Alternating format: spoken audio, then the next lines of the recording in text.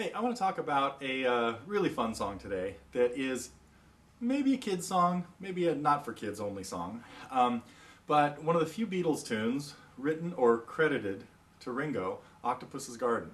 Now, Octopus's Garden showed up on Let It Be. They were working on it during the filming of the movie Let It Be, which was, of course, supposed to be called it was meant to be called Get Back.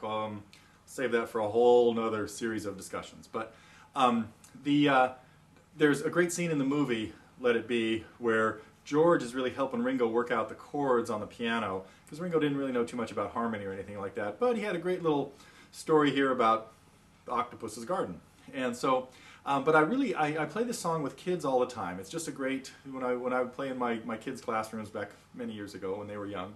And it's really simple. The Beatles did it in E, but to make it a cool campfire song, bring it down a little bit vocal-wise and put it in C. And all you got to do, I kind of like to use the country type strum for this, where we're alternating bass notes back and forth on a C chord. Now I'm alternating from the 5th string to the 6th string. You don't have to do that. You can strum, any kind of strumming pattern will work. We're in 4/4 time, but it lends itself really well to use the 4 chords: C, A minor, F. We really need to play the barred Fs in here, but if you can't play them yet, don't worry about it. You can play the little F, okay? But there's a reason I like to play the one here I'll get to in just a second. And G. And we finger the G again with our 2nd, 3rd, and 4th fingers to make it similar or make it easier to transition to C, all that kind of stuff. One of the main reasons for playing the F as a full bar here is there's a couple of places where it's really nice to add a passing bass note. So we'll get into a little embellishment here with Octopus's Garden, and that is keeping the bass going back and forth. As I'm going from C to A minor, I would hit C in the bass, on the 3rd beat, G in the bass, next measure C in the bass, and on the 3rd beat of the 2nd measure, B in the bass, which is acting as a passing bass note connecting us to the A minor chord. We're now going to have the same thing happen, 2 measures of A minor, and on the 3rd beat of the 2nd measure, adding G in the bass with my little finger reaching down and not letting go of the rest of the A minor chord. If you're not in good hand position, you're not going to be able to do this. Well, probably. But, and then to the F. Now this is why we want the barred, because we really need to hear this passing bass note. Sorry, there goes the G. I have the wrong song in my head all of a sudden. So that's it, that line, C, A minor, F, G, happens twice. And then in the 3rd line, we just have, it's just A minors. While he's singing, I'd ask my friends to come and see, blah, blah, blah.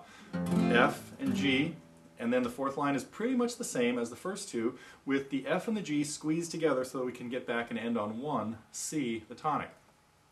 I'll give you a quick example here. I think I could maybe sing this one. Usually if Ringo can sing it, I can do it. Not anywhere near as good as Ringo, but still.